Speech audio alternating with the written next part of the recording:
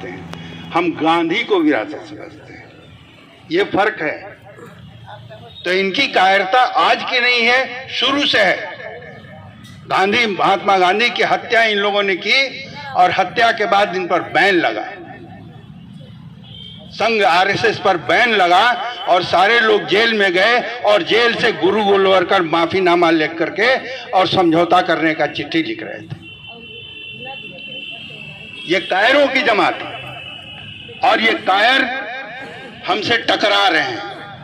मुझे याद है, मैं परसों रात में देख रहा था वीडियो यहाँ का, रात में छुप करके आए थे इंदिरा गांधी कला केंद्र वाले और एसडीएम को लेकर के आए थे। हमारे साथी भिड़ गए और उन लोगों ने कहा, रामधीरज जी को हमने देखा कहते हुए कि भाई आप ये रात में क्यों आते हैं? आपको अपना कला केंद्र देखना है या जो भी सामान देखना है, जगह देखनी है, उसके लिए आप रात में क्यों आते हैं? दिन में क्यों नहीं आते? दिन में ऑफिस का समय रहता है, हम रहते हैं, आपको जो बात करना है देखना है दिन में आइए। उसी समय दिमाग में एक कायरों की जमात का दिमाग में आया, वो गीत जो आपने सुना आज, उठो जवानों का वाला, वहीं से निकला है। और हमने लिखा है कि ये कायरों की जमात है, जब दिन में शेर यहां दहाड़ते हैं तो मान में घुसे रहते हैं और रात के अंधेरे में आकर के वार करते हैं। ये कायरता की सबसे बड़ी निशानी है। मैं रात भर उस दिन सो नहीं पाया था, इलाहाबाद में था, रात भर सो नहीं पाया। सुबह 5:30 बजे नींद खुली और वो अपने आप जो कहा न गया है कि वियोगी होगा पहला कवि, आ से निकली होगी गान, वो फूट पड़ा वो गीत, अपने आप सारा कुछ लिखता चला गया, जिसको आप लोगों ने सुना, साथियों ने गाया है। तो ये कायरों की जमात है और इन कायरों की जमात से लड़ाई हमारी बहुत कठिन होने वाली है।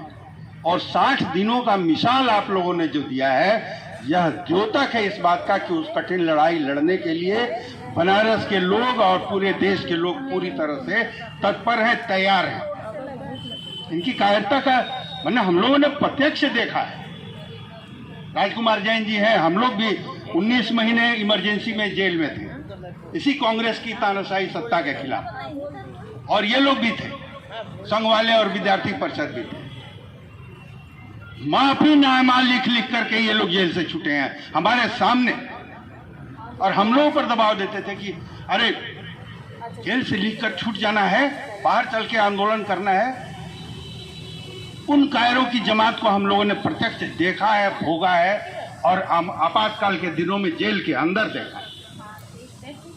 देवरस जेल से चिट्ठी लिख रहे थे इंदिरा गांधी को कि हम 20 सूत्री कार्यक्रम का समर्थन करते हैं, आपके जितने प्रगतिशील कार्यक्रम है उसका हम साथ देंगे, हम पर से बैन हटा दीजिए।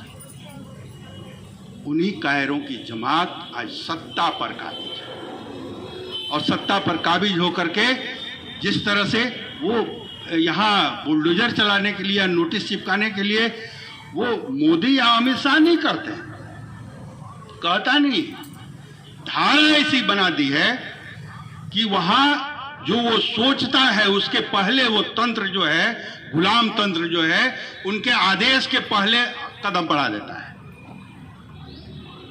और कायर है साथियों, याद रखिए, डट करके खड़े होने के बाद ये मान में घुसते हैं। और ये 60 दिनों से आपकी दहाड़ जो है, जो आपने सुनाई है, वो मान में घुसे हुए हैं। साथी अफलातून ने बहुत विस्तार से इसके इतिहास को, कागजी इतिहास को और कानूनी इतिहास को बताया है। सब कुछ हमारे पास है, हमारे पक्ष में है, लेकिन हमारी सुनवाई नहीं हो रही। संभव है, हो सकता है हमसे कुछ कानूनी चूकें हुई हो, लेकिन मुझे जितनी बातें अफलातून जी ने बताई, मुझे नहीं लगता है कि हमसे कहीं चूक हुई है। हो सकता है और कुछ उसमें जोड़ने की जरूरत हो और कुछ तर्क उसमें जोड़ने की जरूरत हो, लेकिन हम सही जगह पर लड़ाई लड़ रहे हैं और कानूनी लड़ाई भी जीतेंगे। लेकिन उससे बड़ी लड़ाई यहाँ की है। लगातार रामधीरज जी अपील कर रहे हैं, पूरे देश में हलचल मचा हुआ है। गांधी, लोहिया, विनोबा, जयप्रकाश के जितने मानने वाले लोग हैं, व्यक्ति हैं, संस्थाएं हैं, इंटेलेक्चुअल हैं, कार्यकर्ता हैं, मीडिया के लोग हैं, बहुत सारी जमात है, सब में एक उद्वेलन पैदा कर दिया है आपने। और वो उद्वेलन प्रतिदिन यहाँ भले न दिखे बनारस के इस राजघाट पर स्थित सर्व सेवा संघ के परिसर में, लेकिन कई जगह धरना, प्रदर्शन, मेमोरेंडम, राष्ट्रपति को पत्र लिखने के काम चल रहे हैं। तो ये जो हलचल पैदा हुई है, ये मुख्य लड़ाई है। कागजी लड़ाई चलते रहती है और आपके यूपी में बुलडोजर चल जाता है, कभी भी बुलडोजर चल सकता है, इसमें कोई भ्रम में हम नहीं। बुलडोजर कभी भी चल सकता है, लेकिन हम इस प्रशासन को बता देना चाहते हैं कि इस बुलडोजर के नाक को रोकने के लिए यहाँ खड़े हैं लोग, और खड़े रहे। चढ़ा दो बुलडोजर। बहुत सारे लोग मरे आजादी की लड़ाई में, फांसी पर चढ़ गए, रौंद दिए गए हाथियों के पैरों के तले। हम दबेंगे, कुचले जाएंगे, लेकिन तुम्हारी हिम्मत नहीं। हम जानते हैं तुम्हारी कायरता को और तुम्हारे हिम्मत को जानते हैं कि कैसे तुम हमला करते हो। और साथियों, इनकी कारगुजारियों का 9 सालों की कारगुजारी जो इनकी है, उसको देश की जनता ने पहचान लिया है। 74 से हम लोग आए सामाजिक कार्यों में, आज तक हम लोगों ने किसी दल को ज्वाइन नहीं किया है, लेकिन राजनीति करते रहे हैं, देश भर में राजनीति करते रहे हैं, लड़ते रहे हैं, जेल जाते रहे हैं, 77 के बाद तक जेल जाते रहे हैं और पुलिस के डंडे खाते रहे हैं, लेकिन कभी किसी राजनीतिक दल के पीछे हम नहीं गए। हम परमानेंट विपक्ष हैं, हमारी जमात परमानेंट विपक्ष है, और ये परमानेंट विपक्ष जनता होती है। ये बात आप समझिए, चाहे राजनीतिक दल पक्ष के हों या विपक्ष के हों, हमारे लिए सब पक्ष वाले हैं, हम विपक्ष वाले हैं। जनता को हमेशा विपक्ष में खड़ा रहना चाहिए। जो जमात 1975 में खड़ी थी, जिसके खिलाफ खड़ी थी, उसको गद्दी से हटाया, और आज जो जमात आई है, उसी की विरासत का छद्म नाटक करके जो सत्ता में है, आज उसके खिलाफ हम उसी तरह से खड़े हैं जिस तरह से 75 में खड़े थे। और आज वो जमात जिसको हमने सत्ता से हटाया था, उसको जनता के साथ हमारे साथ आना पड़ा है। तो ये राजनीति की बात कोई चुनाव की बात नहीं है, राजनीति जनता को करनी है। सत्ताधारी नेताओं और दलों को राजनीति करते हुए हम लोगों ने 75 सालों में देखा है। जनता कैसे राजनीति करती है, ये सीखना पड़ेगा। और एक अवसर है 2024 में, राजनीतिक दल पक्ष और विपक्ष के हैं, लेकिन यह सत्ता जिस दिशा में जा रही है, वह इंदिरा गांधी की तानाशाही से 100 गुना खतरनाक है। देश को कुएं में ढकेलने वाली, रसातल में ले जाने वाली सत्ता है। और 2024 हमारे पास मौका है, उस मौके का हमको लाभ उठाना चाहिए।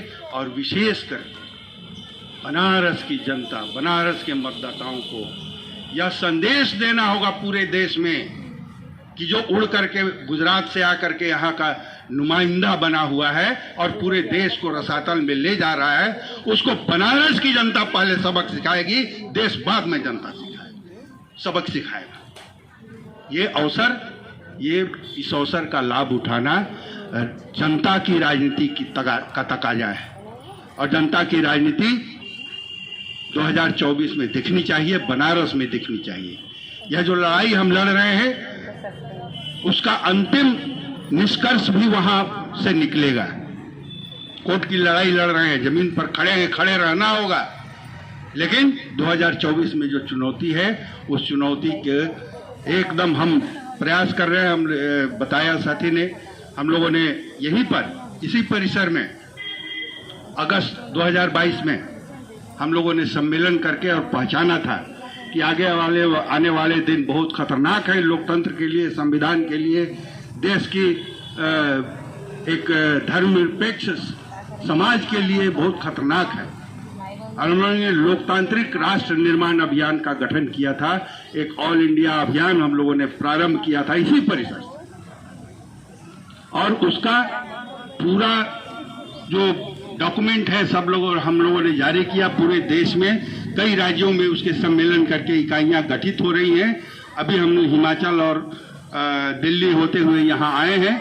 उस अभियान के हमारे नायक प्रोफेसर आनंद कुमार ही है, हमारे राष्ट्रीय संयोजक हैं। उनके नेतृत्व में हम लोगों ने तय किया था कि विपक्षी दलों को सजग होने के पहले जनता को सजग करने का हम काम करेंगे, और इन विपक्षी दलों के ऊपर भी दबाव डालेंगे कि आप जो ये कुनबे बना करके छोटी छोटी टोली बना करके इस बड़े तानाशाह से लड़ने जा रहे हैं, यह कामयाब नहीं होने वाला है।